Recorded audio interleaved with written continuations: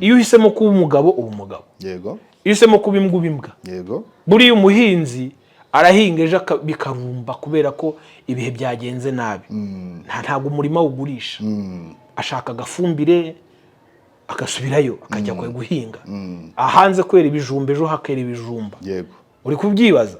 So bivuze iki? Bivuze ngo ntabwo nzi icyo ukora, gusa icyo nibutsa abantu cyo nuko isi aho turimo turerekeza ni mu ikoranabuhanga, wabyanga wabyemera. Namwe mwandika ibitabo mbibutse iki kintu gikomeye, ni byiza ko ibitabo biba soft, abantu bakabisoma biri soft, ko abantu benshi hari ubwo badafata hard copy. So ndavuga iki, uyu muntu uri kunkurikira wenda n'umuhinzi, yego, wenda n'umufundi, wenda n'umworozi cyangwa umutunzi, sinzi icyo ukora cyangwa se n'umubwiza butumwa, ariko ndagira ngo mbibutse ko isi mu ikoranabuhanga iri kwihuta cyane, nyamara umugambi w'Imana ntabwo uhinduka ku muntu, kuko Imana ibintu byayo yapanze bizagenda ku muntu nk'uko yabipanze, ariko abantu kubera iterambere n'umuvuduko bafite bo baravuduka tu, nurangara urasigara. Kera twafataga mikrofone mu ntoki, none wambaye ako ukararyoshe, ibishusho byabaga bitagaragara, reba ufite agashusho gasa neza. Turi mu ikoranabuhanga ari kwihuta, uyu munsi bari kuhira imyaka papa. So bivuze iki? Bivuze ngo ikintu cyose kijyanye n'inzozi zabo. Bakunzi ba Africa TV, twongeye kubasuhuza, turanezerewe kuri kino gicamunsi cyuko twongeye kugirirwa ubuntu bwo kuba Imana yadutije amahoro, ndetse yadutije n'aka kanya kugira ngo tubashe guhumeka umwuka w'abazima. Mbere yuko dutangira ikiganiro tugiye kugirana, reka tubanze dusenga Imana. Data wa twese uri mu ijuru, turagushimye turaguhimbaje, tugushimiye impuhwe zawe, tugushimiye kuri Imana nziza, tugushimiye ko waturinze uyu munsi twatwongeye kuboneka aha ngaha turi bazima, ubihererwe icyubahiro. Ikiganiro tugiye gukora kibi ikiganiro cy'umumaro, kibi kitugirira umumaro, kandi n'abazagitega amatwi ndetse n'abazakireba nabo kizabera icy'umumaro, gihindura ubuzima bwabo. Mwene data rero nawe tugiye gukorana iki kiganiro, turamusengeye kugira ngo ukomeze kumuba hafi, ni mu izina rya Yesu Kristo tubisabye, amen. Nk'uko rero twari tumaze kubivuga, Africa TV yongeye kubaha ikaze muri kano kanya kugira ngo tubashe kuganira, aho tubagezaho ibiganiro by'ubukungu, ibiganiro bivuga ku myemerere, ibiganiro bivuga ku muco, ndetse cyane twibanda ku kintu cyahindura ubuzima. Uyu munsi wa none isi ntago byoroshye, isi irimo iragenda ihinduka, isi irimo iragenda shiftinga, iva mu cyerekezo yari irimo ijya mu kindi. Umuhanga rero wamaze kumenya ko isi irimo kugenda ihinduka, agenda ahindukana nayo. Ndagira ngo rero mbararikira umutumirwa dufite aha ngaha, ni umuhanga kandi ufite ijambo ryahindura ubuzima. Uwo tugiye kuganira ari inyuma ya kamera, mwatangira mwibwira abaduteze amatwi n'abatureba. Murakoze cyane Bishop, nitwa Ikuzo Emmy, ni amazina yanjye. Ndi umugabo ndubatse, mfite umugore n'abana babiri, ntuye hano i Kigali, ndakijijwe, ibindi Imana iduhana umugisha. Urakoze cyane, uravuze uti ndi umugabo ndubatse ndakijijwe, nibyo koko. None ndagira ngo rero dutangire twibaza, tugiye kuganira ku kiganiro kivuga ngo tinyuka ukore, inzozi zawe zishobora kugerwaho. Iyo tuvuze ngo tinyuka ukore, inzozi zawe zishobora kugerwaho, none ukavuga uti ndubatse ndakijijwe. Ese gukizwa no gukora no gutinyuka, ibyo bintu twabihuza gute? Gukizwa ni kimwe, gukizwa reka aricyo meraho, kugira ngo n'ikiganiro wenda bari kigufi ntabari kirekire, no gukora summary. Gukizwa ni ukumenya, kandi iyo wamaze kumenya ukizera ibyo nyine wamenye. Hanyuma rero ni imvugo imwe yo kuvuga ko nagize umugisha wo kumenya Kristo, hanyuma ndamwizera, mbaho mu buzima bwa Kristo, nicyo nita gukizwa. Hanyuma icya kabiri cyari ikihe? Icyabwe kiravuga ngo gukizwa no gukora, ibyo bintu twabihuza gute? Gukora rero, gukora hari ukuntu abantu benshi babyitiranya, cyane cyane nk'iwacu mu gisata cy'abavuga ko bakijijwe, aho usanga umuntu avuga ngo ategereje Imana izakora ibi, Imana izakora ibi. Ariko Imana yakoze ikintu kimwe, kubera ko yarakuremye gushyira mu isi, ukwiye kubaho uzi neza ko uri mu mugambi w'Imana. Hanyuma rero kuba mu mugambi w'Imana, data yaduhaye Kristo, amuduhana n'ibindi byose ku buryo dufite ubugingo buhoraho, bivuze ngo turatuje. Hanyuma gukora, uko gukora ni ugukorera inda yawe.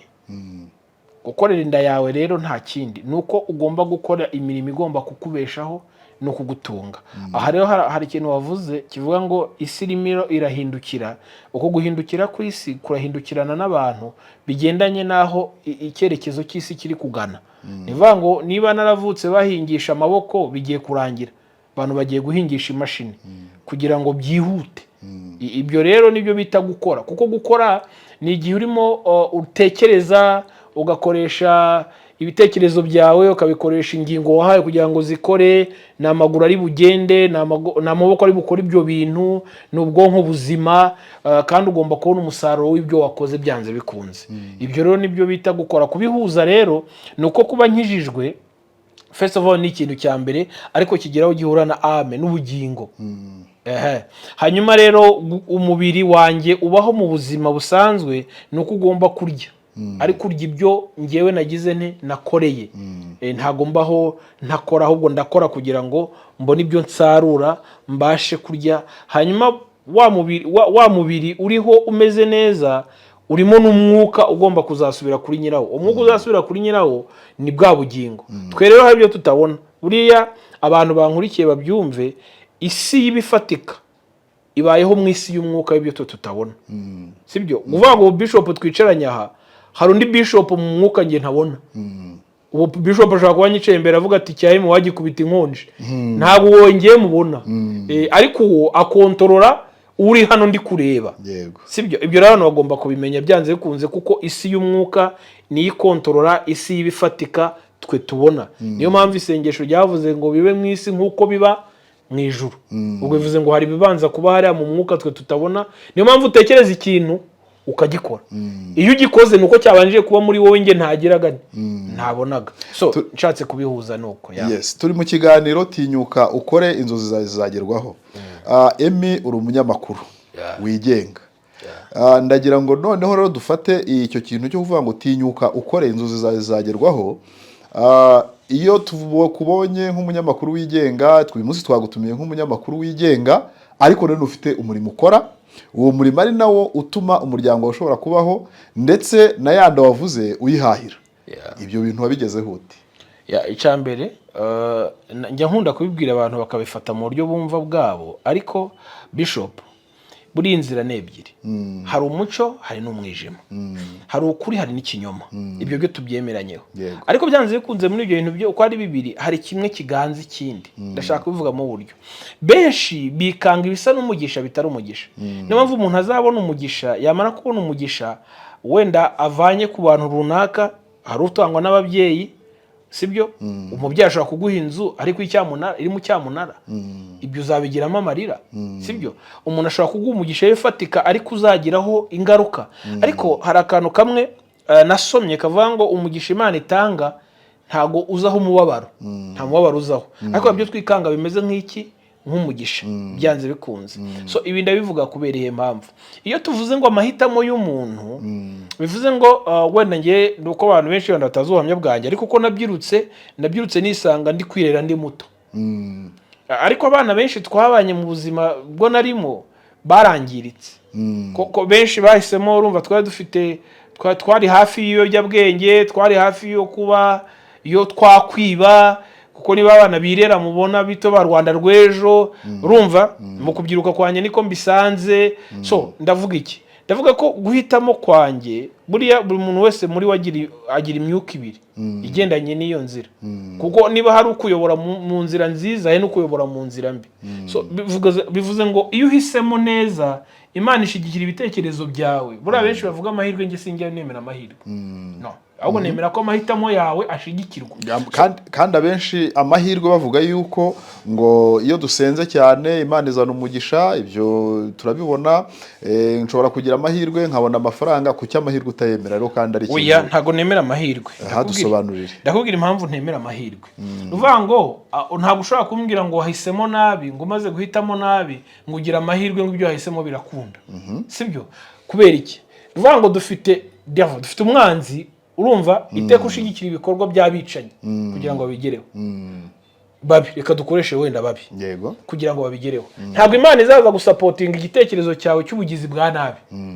ariko Imana izasapotinga igitekerezo cyawe cy'ubugizi bwa neza. Yego. Noneho nuba successful, nubigeraho ibyo bintu, benshi bazavuga ngo Emmy yakoze business, none ageze ku ntsinzi, ariko abandi bakoranye barahombye. No, Emmy yakoze business, yaricaye yakora umushinga wa business, yemera risk zose zizaba muri business, sibyo?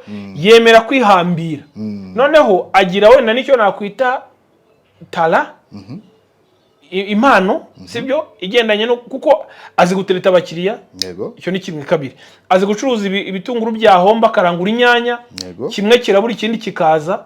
Ntabwo ibyo bintu abantu bose babishobora, sibyo? Uko rero kugenda ubona amafaranga. Dufite abasaro de coiffure hano bari abakire, hanyuma aricara. Amaze kwicara ndahura n'umuntu yogoshe, umuntu amubwira ibintu akora, amaze kumubwira ibintu akora, abatese wakujoyininga, aramujoyininga, amaze kumujoyininga asanga wenda arakora ibintu bya decoration, ibintu bya decoration arabikora kubera ko abikunze, kubera ko abishyiraho umwete, birakomeza kuzana amafaranga, agize amafaranga. Niba nagize abantu yasize muri salon de coiffure babahango runaka ngo yagize amahirwe, niva ntabwo amahirwe bro, nuko yakoze, yarakoze ibyo bintu ari gukora, ashiramo imbaraga n'ubushake bwo gukomeza kubikora, arahatana. Uzasanga abantu benshi banditse ngo no give up, sibyo? Yes, ntucike intege. Ariko hari abacika intege, icyo kintu tukemeranyeho papa. So ndihuta gato, icyo nshatse kuvuga wowe kuvuga ngo turi ku nzozi z'umuntu, ya mahitamo yawe byanze bikunze uko ukora cyane, n'aya mahitamo yawe bikugeza ku nzozi zawe. Uruhare rw'Imana aha hantu rero, kugira ngo abantu batatumva nabi, uruhare rw'Imana aha hantu rero, first of all, nuko uri muzima. Ubuzima bwawe ni buzima. Niyo mpamvu uri umuntu wese muzima akwiye guhora ubuzima bwe bwose. Burana sinkunda abarokore basenga bimeze nka formularity. Oya, nkunda umuntu wese iteka kubaho ubuzima bwo kumva ko buri mu bumana, ubwo buzima nta wundi abikesha Nyagasani, sibyo? Akaba havuga ngo Mana ushimwe ko ngeze kuri iyi step, nejo nzagera kuri step nukomeza kunshigikira. Uwo ni Imana iri gushigikira. Ndaguha urugero nihuse. Ngewe nakoreye abandi, ariko mu gukorera abandi byasaga naho ndi kwiga ikibuga. Yego. Kuko ndi umunyamakuru wakoreye ibitangazamakuru. Ni ukuvuga ngo waje kwibera umunyamakuru wigenga no kwikorera uvuye gukorera abandi. Aha, mvuye gukorera abandi. Kandi gukorera abandi ntago banyirukanye. Yego. Narasezeye. Kuko nabonaga igihe cyanjye kigeze cyo kugira ngo shifting mva hondi mbona aho isi iri kwerekeza. Yego. Naye ngomba kuvuga urugero. Uyu munsi niba mfite YouTube channel yanjye yitwa Ihumure TV.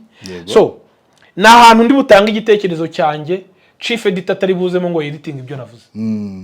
Uri urabyumva? Ndabyumva. Na ahantu ndi butanga igitekerezo cyanjye, boss atambwiye ngo hano hantu turungukira he. Ngo none ngo twereke ngo pourcentage zirimo. Uri urabona? So bivuze ngo nicyo gihe kigeze, naba ndi kumakinga ashobora ko ndi kurema amafaranga ziwanjye. Nta wundi muntu agomba kubanza gucaho. Ariko nabanje gukora iki? Nabanje kugira experience yo gucaho hantu. Mbabazwa n'abantu, umuntu agakorera ikigo umwaka umwe, imyaka 2, imyaka 5, imyaka 10. Wasajya kure kigeze ukakibura. Kandi akora buri munsi. Ikibazo ngiye ndwana nacyo si amafaranga erega. Ndwana n'ibyo umuntu akora. Kuko ushobora gukora ibintu bizana udufaranga duke ariko twawe, tutarimo impagarara, turema hazaza. Yego. Niyo mpamvu n'iki kinyamakuru n'iki nkikora ntekereza ko nese ko nibaza ko ndamutse ntakiriho cyahagarara. Oya. Nkwiye gukora nkaho kitahagarara. Uri urabona? So rero mu magambo make, izo nzozi kugira ngo uzigereho ugomba kuzitegura. Ntago uryama ngo kubera ko Imana, hari abantu njye mbona ngo Imana yambwiye etaje muri uyu mujyi, ngo Imana ngo mbwiye ngo alimentation, ngo ntago yambwiye ngo agakantine. Kandi wenda nta naho wabona afite agastande k'imbuto yake. Oya, na firigo ntazi ibyo ari byo. Yego. Kunge nkora firigo. Ariko ntago umuntu azi firigo icyo ari cyo ngo zakora ngo boucherie. Ukiraho abateze amatwi ndetse n'abareba Africa TV, tuvuze ku gitangazamakuru cyitwa Ihumure TV, ni icya Ikuzo Emmy. Mu minsi ishize twabonye YouTube iguhemba ngewe iyo mvuze guhemba ntago ndeba amafaranga, Yeah. ndeba icyo ugezeho. Yes. Twabonye rero ugeze ku bantu 1,100 Yeah. bagukurikira. Yeah. YouTube iravuga iti uyu muntu reka tumuhe iki gihembo. Yes. Congratulations, kiriya ni ikintu cyiza wakoze cyane. Yeah. Buriya ni umugisha w'Imana. Yes. Noneho rero muri rwa rugendo twavuze rwo gutinyuka ugakora inzozi zawe zikagerwaho, ukiri hariya wavugaga hari inzozi wari ufite wifuza no kugeraho. Uyu munsi wa none ubona inzozi wari ufite waramaze kuzigeraho. Yeah. Abaduteze amatwi wababwira iki? Unyemerere wenda ntituze kubitinamo cyane uzatuma mpfukira amarangamutima yanjye hanze tuzakomeza gutaha. Ariko reka mvuge kuri iki kintu. Impamvu Bishop ndakubwiza ukuri, ntabwo kuri platform iyo ari yo yose byoroshye byakorera umuntu uwo ari we wese kuva wenda ndabivuga ku bagezeyo barabyumva cyane, cyangwa se utaragerayo nafite uko nabyumva. Ariko ndaguha urugero, ugiye kureba YouTube channel wenda abanyarwanda niba turi 2,000,000 ntacyo, reka mvuge gutyo, mu mujyi wa Kigali niba turi 2,000,000, ariko ntago hari 100,000 basi kimwe cya 10 cya miliyoni bafite YouTube channel. Yego. Haraba hari se ntabo, sibyo? Bivuze ngo byanze bikunze umubare wa cyari hasi y'abantu bafite YouTube channel. Uwo muntu aragomba kuba afite content abantu bakunda, kandi abo bantu bagomba kugufollowinga bagakanda subscribe cyangwa sabone mu gifaransa ni umuntu umwe kuko ibi ntago ari urusengero. Ntago nagiye mu rusengero vuga mwese mufate telefone zanyu ngo ni mukande subscribe. Oya, nuwaje hakareba akabona, nuwaje akunda iyo content yawe, amaze gukunda iyo content yawe arangije akora subscribe, arangije buri munsi arafungura akareba. It's favor. Ntago ibyo ntago ari umuntu wese nyine, ntago ibyo bintu ari ibintu bisanzwe. Rero ngewe mu nzozi zanjye nanjye haraho nageze, ndibyuka hari igihe nigeze kugeraho, kandi icyo gihe nari muri subscribers 8,000 cyangwa 7 nari ntaragera mu 100. Icyo gihe ngiye kubivamo umugore wanjye yambwiye ati niva ushaka kubivamo aragukomeza. Arambwira, ndabyibuka icyo gihe nashaka icyo bita monetization. None monetization nemaze ku applyinga kabiri nyibuze. Urumva rimwe n'imwe bandega used content ubundi like najya kureba nkasanga nibyo bandega ndabibuze. N'uwamfashaga icyo gihe twari tutaragira ubumenyi buhambaye nk'ubwo uyu munsi, n'uwamfashaga icyo gihe arambwira ati ndabona byanze byihoro zakere indi ya kabiri. Bro, reka nkubwize ukuri, kubona sabone 1,000 kwaro kugira gutya ukibira kuya. None baza umuntu uri kwibira kuya ariko barasabone 1,000. Cyo none baze kugira ngo azagire sabone 10,000, 20,000, 30,000, 40,000. No, ntago mwumva uburemere bwabyo. Ariko ndakubwiza ukuri, I swear abantu bazi uburemere bw'ibi bintu biravuna ku rwego udashobora, ku rwego waba ufite umugore utabyumva akabikuvanamo, ufite umugabo utabyumva akabigushinguramo. Cyo kuvuga ngo ibyo bintu bivemo. None ikindi usanga ibitangazamakuru twakoreraga nubwo rimwe na rimwe ndabyitwa ibya gikristo, ariko bitaguha uburenganzira bwo gukora ibyo bintu. Ugomba kubikora nk'uwiyiba, ugasa n'uwiyiba, ukagira n'uwiyiba. Ejo boss akaguhamagara ngo ariko ngo ko mbona notification za channel yawe uri gukoresha internet yo ku kazi. Rimwe na rimwe ndibuka nigeze nsinya ko nta gikoresho na kimwe cyanjye, ubwo ni kamera, yego, ni mikoro, ni computer nemereye kwinjirana ku kazi. Nta gikoresho cyerekeye ku kazi kabandi. Yego, nemereye kwinjirana ku kazi. Kandi ashaka kukubwira iki, nibyo twita iyobokamana, ariko azi biri munsi y'imbaraga za business. So nshaka kukubwira ibi bintu iyo ugambiriye kubigeraho birakora, ubigeraho, ariko bisaba kwibira akuya. Kuko kugira ngo mbone iyo award y'1,100 ngewe kera narabirotaga cyangwa narabitekerezaga cyangwa, ariko nabona urugendo rwo kubona umuntu umwe wakanzeho akuzi kubara umuntu umwe 2 ntabwo ari ibintu byoroshye. Kandi YouTube izajya kuverifika ko abantu 1,100 ko kuba ari verified kugira ngo baguhe award, ntabwo byoroshye. Ariko umunsi bamamagaye ngo award yawe yageze i Kigali hano kuri Miracle, ntabwo najya amaguru adakora hasi. Yego, kuko nabonaga ari ibintu birenze ibyo natekerezaga. So bimpa icyizere ko na miliyoni, iyo award ya miliyoni nayo nzayibona, kubera ko ntafite kugira gute gucika intege. Akanyuma nsorezaho, biragoye kugira ngo YouTube channel ibashe kuzamuka ku rwego utekereza, sibyo, mu gihe udakora ibintu bimeze nkaho ari amatiku no guhangana. kuko bisa naho isi nibyo ikunze. Isi ishaka ibyo ikeneye. Wowe nuzana rero umva mfite passion yo kuvuga ngo wenda uzareba ibiganiro byanjye ni ugutekereza ngo kuki abantu bayoba bakava mu nzira y'umusaraba bakajya mu nzira ya gihenomu kandi bayobejejwe n'icyo bita ijambo ry'Imana. Amadini yafasha abantu akabagira ibikoresho byayo, gafata abantu akabumvisha imyumvire yabo na doctrine zabo n'amahame yabo kuruta aya Kristo. Ibyo rero kubikora ukabona bagukurikira biragoye kuko hari uguza n'umuntu nk'urugero ukavuga iyo message y'abandi bakaza ngo ibintu by'abateka mutwe ngo twigende, ugasanga ntibabizamo ngo babitindemo, ugasanga aho channel ziboostinga nizana pastor runaka yasambanye, nibyo bashaka. Pastor runaka mufasha yambaye ubusa, muri kayitse umuntu akubise undi umuhoro, nizo bashaka kumva kuko imitwe y'abantu irarushye, ntabwo ishaka ibintu bizima. Ariko nagira nkubwire ngo Imana igushigikiye kandi ugakomeza gukora n'umwimerere w'ibintu byawe, byanze bikunze hari abantu hari barabinyotewe bazabikurikira. Tukiri aho rero, wagira nama ki umuntu uri hariya, uri Cyangugu, umuntu uri Kabare, umuntu uri ku Rusumo, uvuga uti ndashaka kugira ngo nanjye ntinyuke nkore, mfite inzozi zimeze gutya, ndifuza kugera kuri iki ngiki. Abadukurikiye ndagira ngo mbabwire ngo ibyo twari turimo tuvuga mu by'ukuri iki ni igihembo, ntago ibyo tuvuga ari amagambo gusa. Iki ni igihembo Ihumure TV yabonye imaze kugira abantu 100,000.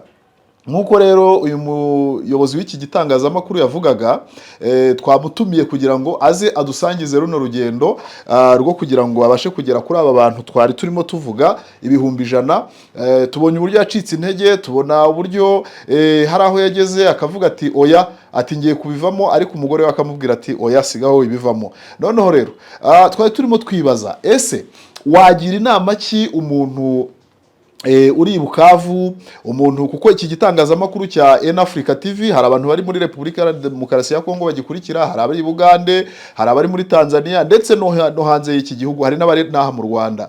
Umuntu uri Cyangugu, umuntu uri ku Rusumo, uri no muri ibyo bihugu twavugaga, ufite kwitinya, wamugira nama ki kugira ngo atinyuke akore inzozi ze zizagerweho? Okay, urakoze cyane Bishop. Ngewe icyambere nabwira umuntu wese dukurikiye muri iki kiganiro, naza no gutindaho, ni uburyo bubiri ndabigarukaho. Inzira ni ebyiri: iyo uhisemo kuba umugabo uba umugabo, iyo uhisemo kuba imbwa uba imbwa. Hari abantu bajya bavuga ngo ngo Imana iramwanitse. Ntabwo Imana ifite gahunda yo kuza mu tuntu tw'amafuti nk'utwo ngutwo. Yego, niba uri umusambanyi ntabwo Imana izakwanika. Imana ifitemo inyungu zihe kukwanika, ahubwo bizakurenga ubisinde. Kuko buriya utangira ugikorera Igoma, ejo ukagikorera Rubavu, ejo bundi ukaza Musanze, bwacyo ukaza Ishyorongi, bwacyo ukaza Kigali, bwacyo ukaza ku buriri bwawe n'umugore wawe cyangwa umugabo wawe, sibyo? Aho rero uri kugisinda, ntabwo ari Imana ikwanitse. Umuntu anyweye icupa rimwe uyu munsi, ejo akanywa abiri, ejo bundi atatu, ejo bundi agasinda. Inzoga nizo zamwanitse kuko yagize ate, yanyweye nyinshi cyangwa yazisinze nyine. Ni ibintu byumvikana. Hano yabanga Imana ngo irakwanitse, ntabwo Imana ikwanika, wowe ubwawe uriyanika. Ibyo byo tubyemeranye yo kubakurikiye. Sinzi abantu badukurikiye uko bangana, ariko uko bangana bose bumva iyi message ndayivuga mu buryo. Iyo uhisemo kuba umugabo uba umugabo, yego. Iyo uhisemo kuba imbwa uba imbwa, yego. Buri umuhinzi arahinga ejo bikarumba kubera ko ibihe byagenze nabi. Ntabwo umurima ugurisha, ashaka agafumbire agasubirayo akajya guhinga. Ahanze kwera ibijumba ejo hakera ibijumba, yego. Uri kubyibaza? So bivuze iki? Bivuze ngo ntabwo nzi icyo ukora. Gusa icyo nibutsa abantu cyo nuko isi aho turimo turerekeza ni mu ikoranabuhanga. Wabyanga wabyemera. Namwe mwandika ibitabo, mbibutse iki kintu gikomeye. Ni byiza ko ibitabo biba soft, abantu bakabisoma biri soft, ko abantu benshi hari ubwo badafata hard copy. So ndavuga iki? Uyu muntu uri kunkurikira wenda n'umuhinzi, yego, wenda n'umufundi, wenda n'umworozi cyangwa umutunzi, sinzi icyo ukora, cyangwa se n'umubwiza butumwa, ariko ndagira ngo mbibutse ko isi mu ikoranabuhanga iri kwihuta cyane.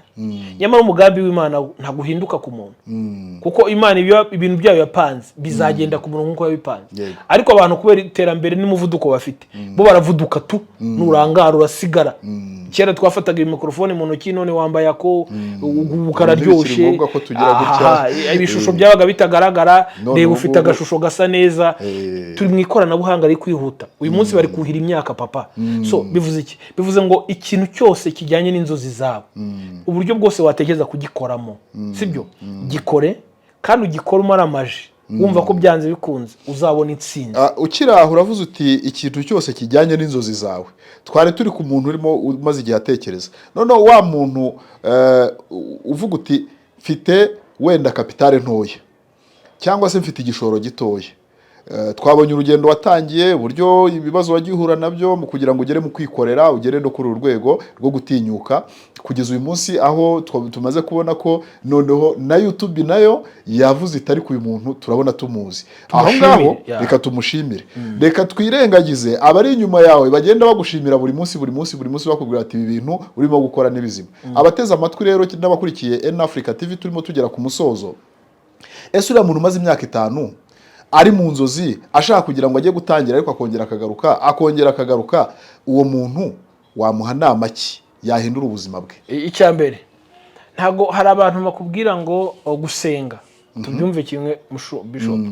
Gusenga bikwiye ku buzima bwa buri munsi. Yego, ibyo bintu nubwo bitekereza ukwiye no kubisengera, ukavuga uti ibi bintu ariko Imana yanshigikira, data wa twese yego wanshigikira. Kandi Imana, icyiza cy'Imana irabyumva. Murana isengesho ngira ritajya rimvamo nuko Imana izi umutima wanjye. Yego, ibyo biri mu mutima wawe witekereza gukora ni byiza, Imana irabyumva kandi Imana irabishigikiye. Sibyo? So nshatse kuvuga iki? Nshatse kuvuga ko izo nzozi zawe uri gutekereza gukora, niba ari n'icyuzi cy'amafi ugiye gukora, manuka hepfo mu gishanga. Umenye ngo hano nahakora icyuzi cy'amafi, nashora amangahe?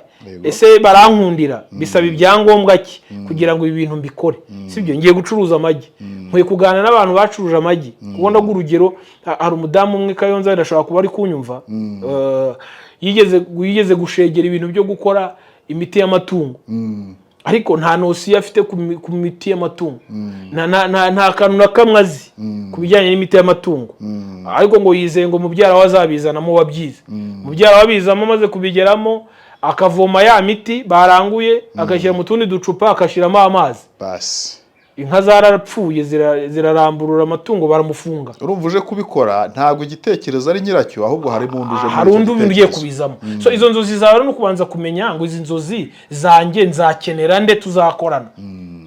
Sibyo? Yego. Imbaraga zanjye ngomba gushiramo zingana iki, n'uwo muntu uzaza azashyiramo imbaraga zingana iki kugira ngo ikintu tugeriyeho. Kandi tagati y'izi nzozi zanjye nuko hari abandi bantu nshaka ko bazaza gushoramo imigabane. Ibyo bintu tubyemeranyeho. So rero bizakunda, aho kugira ngo bikunde first of all ni ukwiyemeza. Ukavuga ngo napfa nakira ndagerayo. Nuko nanjye natangiye vuga ngo nta umuntu umwe ni babiri ni 10 ntazi iyo bava, mbabwira n'ibintu nanjye ubwanjye ntarishoboka ko bari bubirebe, ariko birangira babaye 100 mfata igihembo. So icyo nshaka rero nuko kumvisha ko inzozi zawe uzazigeraho nta kabuza. Icyo usabwa ni kimwe, ni ukwiyemeza ukabisengera, ukabwira Imana turugendo ntangiye ni rwiza, wanshigikira. Kimwe nuko ushobora kuryama hakaza inzozi zikubwira ngo ibi wibikora, basi kora ibi. Ibyo byo ndabyemera.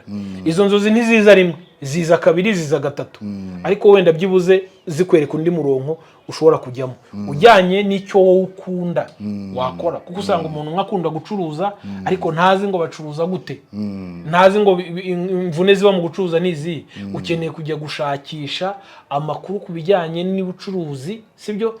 Ariko target ari ukuvuga ngo niba ngiye gukora iki kintu, ngiye kugikora kizambyarira 10,000 ndibyo byari 10,000, sibyo? 2 nzajya mbishora muri kampani runaka cyangwa ahandi hantu runaka, bizagenda bibyara inzozi zanjye bigenda bizubaka. Niko kanashaka gusorezaho Bishop.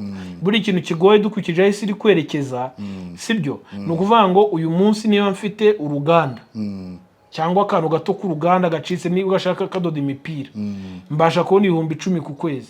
Nakabere nkavuga ngo 10,000 mbona ku kwezi, kuki ntajya muri beka nkaguramo umugabane w'igihumbi? Sibyo? N'urugero ya mafaranga ni 10,000 ariko ndarya 9 tu, aho yantanga kimwe ku 10 kwa pasteri ngo ni umugisha mbeshya cyangwa mbeshwa. Ntago baba bakubeshya. Oya ni urugero wenda hari utabyumva nkuko mbyumva. So akwiye kuvuga ati noneho ngenda afata ubwo mpamvu nabivuze gutyo nuko mfashemo kimwe muri ya yandi 10. Avuga ati noneho ngewe iki ndagura umugabane wenda muri beka, kandi umugabane ni 1,000. Yego. Kuko abantu benshi batinya imigabane. Abati imigabane ni iby'abakire ntabwo ari iby'abakire nibyo abizi we ntabwo ari ibyo abizi nanjye hariyo ngira muri Bralirwa naguzemo Bralirwa bikiza kandi nabonye bizamuka bene wacu b'abanyedini bagufunga ngo washigikiye inzoga kubera ubwenge buke abatabizi nyine abatazi ibyo ari byo so icyo rero reka ngisorezo mvuga ngo inzozi zizagerwaho ariko kugira ngo zigerweho zibe nini zikure ugomba kugendana naho isi irimo irerekeza sibyo apana bimwe bya kera byashize ugomba kwiyadabuta aho isi iri kwerekeza ukamenya ngo niba ari 10,000 mbonye by'inyungu byibuze ndagura umugabane runaka ejo umunsi business yanjye urabona hano bakoraga mu gishanga igishanga ntikigiye kuba nka Edeni zanzo wabonaga ziracyarimo hanyuma washoyemo amafaranga n'ubutunzi bwe ngo zari inzozi ze ntafayirinze ntavuyemo so ariko uwateganyije abantu tuno duke mbona reka ngura umugabane ubu yakwimuka akajya ahandi so Imana ibaho umugisha. Urakoze cyane rero abaduteza amatwi bakurikira Africa TV twari mu kiganiro kivuga ngo tinyuka ukore inzozi zawe zizagerwaho. Twumvishe ibintu byinshi cyane iki cyari kiganiro twarambura kikaba kinini ariko ibi biganiro birakomeza. Reka rero nkubwire wowe uduteza amatwi cyangwa se utureba menya ikibuga ugiye gukiniramo umenye icyo ugiye kukijyanamo umenye nabo ugiye kusangamo ndetse nabo mugiye kujyanamo ubundi birashoboka ko inzozi zawe zagerwaho birashoboka ko nukora cyane ugatinyuka icyo wifuza uzakigeraho. Turabashimira rero bwana munyamakuru Emmy turagushimiye wakoze kuza n'ubutamu uzagaruke. Akoze cyane. Reka rero dusoze tuvuga ngo Imana ibaho umugisha n'abateze amatwi iki kinyamakuru turagira ngo tubararikire no kuba mwakurikira n'ikinyamakuru cyitwa Ihumure TV hasi turagipindingaho mujye mukurikira ubundi